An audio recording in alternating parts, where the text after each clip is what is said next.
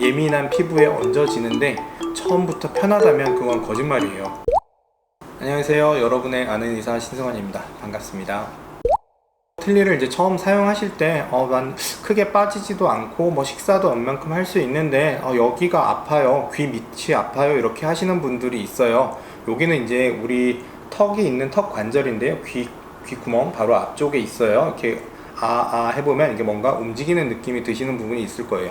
양쪽에 귀 앞쪽에 턱 관절이 있는데, 저희가 이제 틀니라는 건 아무것도 없는 상태에서 새로운 걸 만드는 거잖아요, 그죠? 보통 틀니를 오랫동안 안 끼신 분들은 이제 우리가 흔히 아는 할아버지 할머니 얼굴, 이렇게 한 얼굴이 되잖아요, 그죠? 이가 없기 때문에 그 이에 대한 높이, 우리가 흔히들 교합 고경이라고 하는데, 그 교합 고경이 상실된, 없어진 상태예요. 그거를 이제 저희가 보통 환자분의 옛날 사진 아니면 이제 해부학적으로 나온 평균치가 있어요. 그 평균치, 그런 것들을 감안을 해서 저희가 이제 높이를 잡아서 그 높이대로 틀니로 새로 그걸 재현해 드리는데, 환자분들이 간혹 욕심을 내시는 경우가 있어요. 무슨 욕심이냐면, 나는 이제 틀니를 하는데 그동안 이렇게 해서 쭈그리고 주름이 너무 많았어서 주름 잡힌 게 싫으니까 이걸 좀 쫙 펴줬으면 하시는 분들이 있어요. 그러면 주름을 피기 위해서 여기를 쫙 피면 이렇게 높아지는 거예요.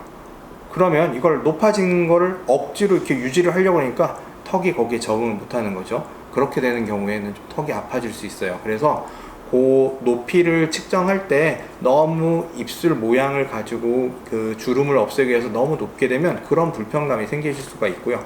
반대로 좀 원래 본인이 갖고 있던 높이보다 좀 낮아지는 경우도 있죠. 낮아지는 경우에는 입술 주변에 조금 이렇게 침 같은 게 좀 잘 보이죠. 이렇게 낮아지기 때문에 여기 주변에 좀 침이 좀 많이 고이고 그렇게 불편해하시는 분들도 있어요. 그럼 낮은 경우랑 높은 경우가 조금 더 불편할 수 있기 때문에 그 높이를 맞출 때 한번 주의 깊게 발음도 테스트를 해보고 몇 번 딱딱딱 해보고 그 선생님이랑 한번 잘 상의를 해서 편안한 높이를 찾은 다음에 그 높이로 진행을 보셔야, 그래야 나중에 틀니를 하셨을 때 턱이 아프거나 이런 문제들이 좀 없으실 거예요. 근데 누구나 이제 틀니를 사용하다 보면 생각할 수 있는 부분이 이들이 마모가 돼요. 그러니까 위아래 틀니를 계속 이제 사용을 하잖아요. 그럼 처음엔 이만큼 했다가도 시간이 지나면 조금씩은 좀 낮아지게 돼요. 그래서 저 같은 경우에는 이제 환자분들이 조금 적응하실 수 있는 정도면 처음에는 그래도 조금 낮아졌던 것보다는 조금은 높이는 게 낫기는 한데, 너무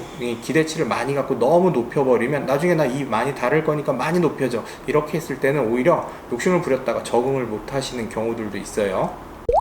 근데 볼을 씹으시는 분들이 있어요. 이제 틀니를 하셨을 때 볼을 씹으시는 경우들이 있는데, 기존에 틀니를 좀 쓰셨던 분들은 그런 현상이 좀 적으신데, 틀니를 오랫동안 안 썼다가 이제 뭐 몇 년간 좀 힘들어서 치료를 못하고 방치했다가 치료를 처음 하시는 분들, 꼭 틀니도 그렇고 아니면 임플란트 경우도 마찬가지인데요.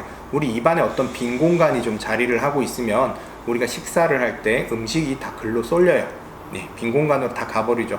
여기로 밥을 먹고 싶은데 이 빠진 자리, 없는 자리로 자꾸 음식이 가요. 그러니까 내 몸에 보상작용이 어떻게 되냐면, 볼살 아니면 혀의 살이 그 자리로 자라 들어와서 메워요.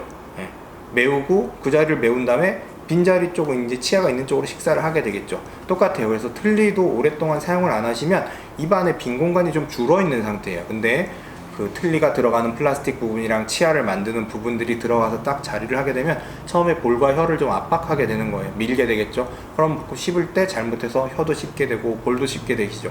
요거 약간 적응하는 시간이 필요해요. 그래서 그때는 처음에는 내가 좀 볼이랑 혀가 자라 들어와 있어서 그렇구나 라고 생각을 하시고 조금 적응 시간이 필요하다 생각을 해주시면 될 것 같습니다. 저희도 이제 틀니를 2번 보통 만들어요. 이제 처음 틀니를 끼시는 분들이 한 번에 진짜 틀니를 만드는 게 아니라 이를 빼고 잇몸이 아무는 시간 5, 6개월 동안 사용할 수 있는 임시 틀니를 처음에 한 번 끼고 그 다음에 진짜 틀니를 제작을 하게 되는데, 그 임시 틀니를 사용하시는 기간 동안에 이제 적응을 너무 못 하시는 분들이 있어요. 이제 주로 구토, 이렇게 너무 구역질이 난다 하시는 분들이 있어요. 그 주로 이제 입천장 뒤쪽에 우리가 이제 예를 들어서 뭐 체했거나 이래서 토하고 싶을 때 이렇게 집에서 목구멍에서 이렇게 누르잖아요, 그죠? 거기를 누르면 구토 반사가 일어나게 되는데, 그 부분이 이제 틀니, 위에 틀니 같은 경우에는 넓적하게 입천장을 덮어주잖아요. 그때 좀 뒤쪽 부분이 길게 되면 거기에서 구토 반사가 일어나는 경우들이 있어요. 그러니까 조절 가능한 정도라면 저희가 조금씩 줄여드릴 수 있는데, 거기도 역시 이제 기준점으로 만드는 부분이 있어요. 이렇게 딱 본을 떠서 저희가 틀니를 만들 때 보면 아 여기까지가 그런 선이구나 라고 보통 저희가 기준 잡는 선이 있고요. 그거 말고는 이제 보통 이제 환자들 이렇게 코를 막고 이렇게 해서 바람을 해서 뒤쪽 부분에 이제 부풀어 오르는 부분을 봐서 움직이지 않는 쪽으로 경계를 잡는 방법, 이런 방법들이 있는데, 그런 정상적인 통상적인 방법으로 제작을 했을 때도 조금 구토가 심하시다 그러면 일단 조절 가능한 상태로 조금 줄여볼 수는 있고요. 근데 이게 뒷부분이 줄어들면 가뜩이나 틀니가 유지가 떨어지는데 뒷부분이 많이 줄이게 되면 구토 반사는 좀 줄어들 수 있지만 틀니의 안정성이 떨어져서 쉽게 떨어지는 경우가 생길 수가 있어요. 그래서 그게 너무 힘들다 그러면 임플란트나 혹은 뭐 임플란트 틀니 같은 걸로 해서 다른 부분에 좀 지지를 얻으면서 뒤쪽 부분을 좀 줄여보는 방법을 생각해 볼 수도 있으세요.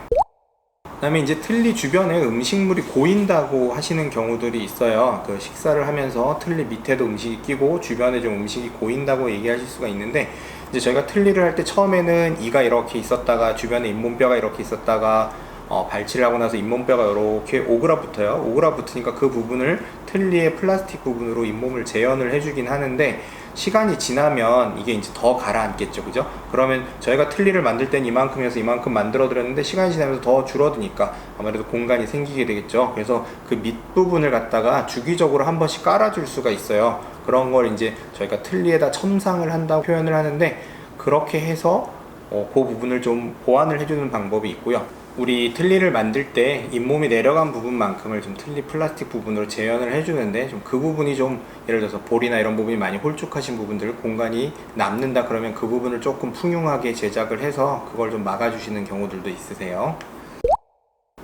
그리고 간혹 흔치는 않은 경우인데, 이제 틀니를 아주 오래 쓰신 분들이 입술 저린 증상을 호소하시는 경우들이 있는데요.